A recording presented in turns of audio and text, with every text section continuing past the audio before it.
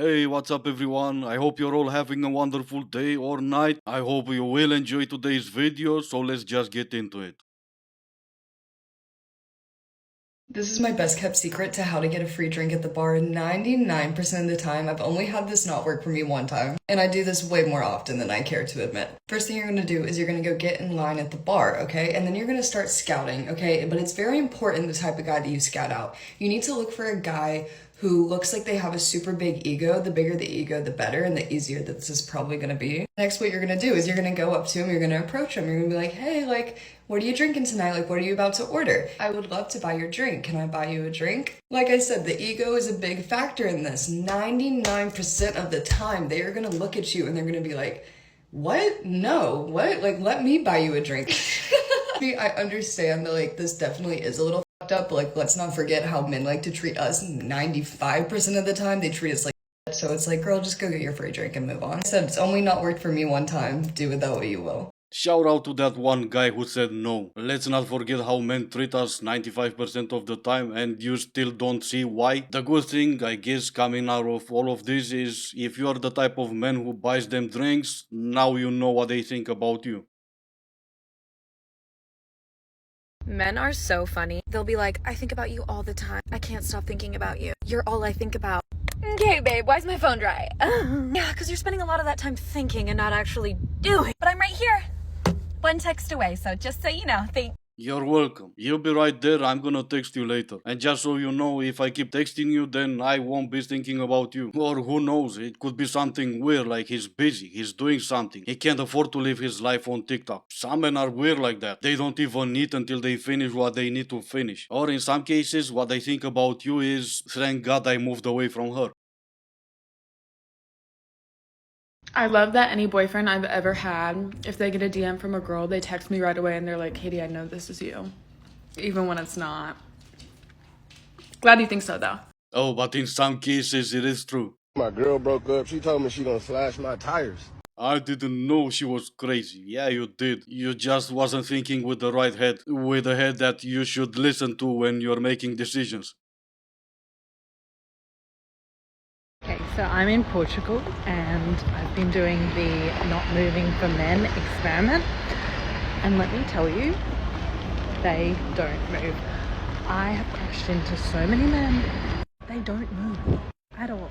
And I would like someone to do the walking around and not moving for men experiment in every single country and then collect data about each country.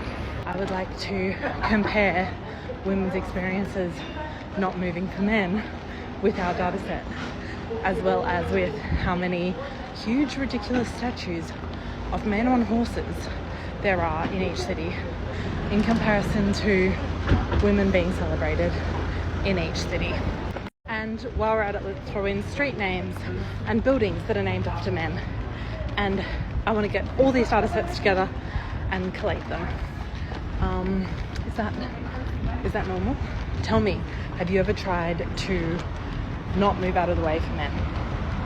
Because it's low-key terrifying. So why would you have someone else do it if it's terrifying? Imagine being out of breath after walking for less than 2 minutes and your biggest concern is walking into men on the sidewalk. Imagine the happiness in your life going on vacation from Australia to Portugal and this is what you do on vacation. Walking into men on the sidewalk. I've seen in fact another TikTok warrior claiming she did that only to make her entire account private after less than 20 minutes. I can't show her video because like I said she did make her account private, but I had found another video, another TikTok warrior, so brace yourselves, I'm gonna show that one.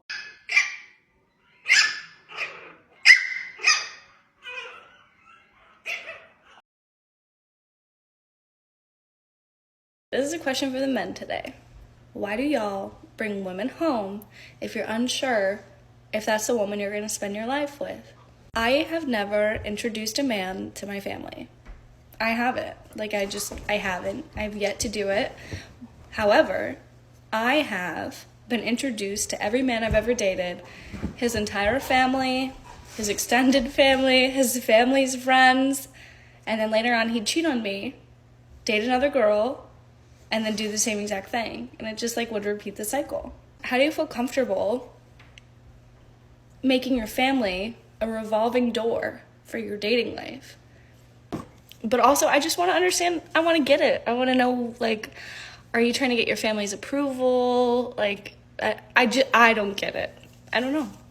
Help me understand. I can't. I live alone. I don't live with my family. And the only reason I do it is because I'm not selfish. I have a king size bed. I like to share it with someone from time to time. If I was to try to be serious for a second, I'll say this. For the guy you're dating, you meeting his friends or his family meant nothing. Some men are like that. Some men will only take you to meet their families, only if you've been together for a while and if they see you long term. We're all different. Just because you've met that guy who cheated on you and didn't care that you've met his family doesn't make it a question for all men. Maybe you should ask him, not TikTok. I'm about to tell you something that's going to absolutely blow your mind. Society has us all believing that we need to live a safe and conventional life, that we need to go to a 9 to 5, vacation 2 weeks a year, and that is it. That is going to be our life for the foreseeable future until we can retire. That is an absolute lie, and that is not true, and so many people are miserable living this life. If this has popped up on your For You page, it's because you want to change your life. You want to leave your 9 to 5. You want to make extra income on the side so you're not as stressed out. You want to do something about it. But society has us believing that this is the unsafe route, that this route will result in failure, that you have to be safe and stick to your 9 to 5 and just keep going in that rat race until you retire. That is not the case. If you want to change your life, you can change your life. If you have that voice in your head saying you want to do something else, this isn't the life you want to live, then it is a sign that you can do it and you need to start. Just follow that voice in your head and start, and you can absolutely change your life.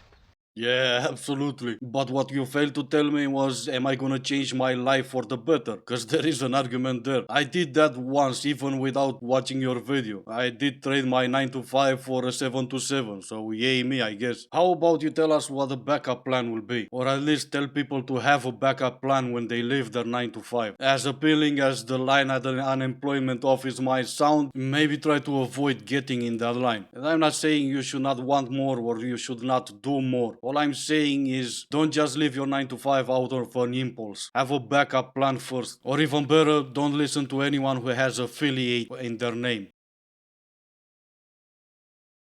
This is my impression of me when someone is smoking a cigarette in Europe. Oh my god, I love that they're having a cigarette with their coffee. I feel like I want a cigarette. I won't even smoke it, but I'll just hold it and I'll just like sip my drink and it'll smell like a cigarette and my clothes will smell like cigarettes and the whole world will smell like cigarettes. This is my impression of me when I smell a cigarette in the United States. I don't want to smell that with my coffee. So, bottom line, you don't hate cigarettes, just your own people. Aren't you the greatest one ever? Okay, let me read this one. When someone says, I'll treat you better than your ex, like, okay, a literal feral coyote could treat me better than my ex. Now, see, I understand kinks and all that, but I also understand secrets and maintaining some mystery. Have you tried humans yet? You know that guy I'm talking to? Who, Ethan? No, Tyler. What about Chad? I stopped talking to Chad because he introduced me to Michael. I thought it was James. No, James is the guy I met on Tinder but had really bad commitment issues. I thought it was Brad. No, Brad was the one that ghosted me, and that's when I started talking to Garrett. I thought Luke ghosted you. No, Luke was the one I met at a party, and we talked for 3 weeks until I found out he lived out of state. I thought Nick lived out of state. No, Nick lives in state. What happened to Jeremy? Jeremy... Jeremy was the one that got the girlfriend Steve was talking to. Wait, who's Steve? Did you guys talk? No, but I did talk to Steve's friend, Harry. I forgot about Harry. Yeah, me too. It's okay. Imagine the stories that cat will tell you if it could talk. POV, you tell your cat all the drama. I'm pretty sure that's how stray cats are for. At some point they can no longer take any more drama and they run away. Sir? You can't smoke in here. Looks like I can. Can you tell us something about yourself? You know, I'd rather not. I'm trying to actually get this job.